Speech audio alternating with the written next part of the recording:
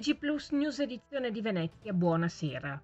Nella mattinata di oggi, giovedì 26 settembre, è atterrato a Venezia il primo volo diretto da Shanghai, inaugurando una nuova rotta aerea tra Italia e Cina. L'Airbus 330 di China Airlines è stato accolto dal presidente della regione del Veneto Luca Zaia, dall'ambasciatore cinese in Italia e dalla rettrice Ditta Foscari. Zaia ha sottolineato l'importanza del collegamento per il turismo, l'economia e la comunità cinese in Veneto. La nuova linea coincide con i 700 anni dalla morte di Marco Polo e il ventennale del partenariato strategico Italia-Cina, promettendo di rafforzare le relazioni bilaterali. E a tal proposito abbiamo pubblicato un approfondimento nel nostro sito notizieplus.it. E questa mattina l'assessore allo sviluppo economico del Comune di Venezia, Simone Venturini, ha incontrato i lavoratori dello stabilimento Superjet International di Tessera, che vive una difficile situazione derivante dallo scenario internazionale e dalle sanzioni alla Russia a seguito del conflitto ucraino. L'azienda è in attesa entro il 31 ottobre dell'approvazione della cessione delle quote, per così dire, congelate a un nuovo socio estero in grado di rilanciare il sito aeronautico, altrimenti la prospettiva è la possibile chiusura dello stabilimento.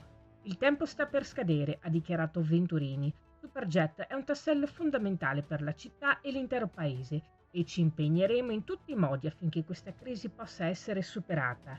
Il rilancio di Superjet è un treno che non ci possiamo permettere di perdere, tanto più che il piano di rilancio prevede centinaia di nuovi posti di lavoro qualificati.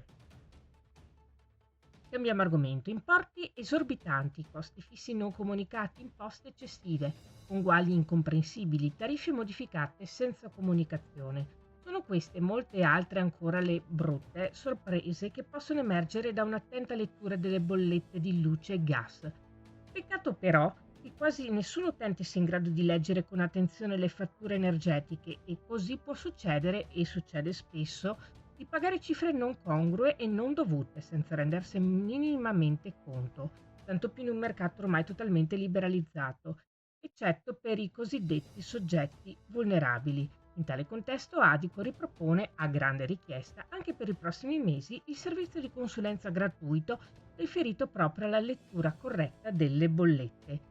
È sufficiente contattare la segreteria dell'Adico al numero che vedete in sovraimpressione 041 534 9637, dal lunedì al venerdì alle 9 alle 13 e dalle 15 alle 19.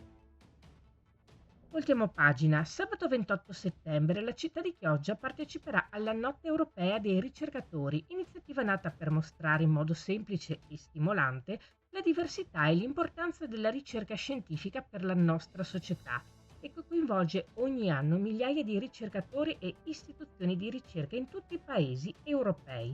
Dalle 16 alle 22 i ricercatori e le ricercatrici dell'Università di Padova e ISPRA accoglieranno la cittadinanza a Palazzo Grassi, in fondamenta Canal Vena 1282.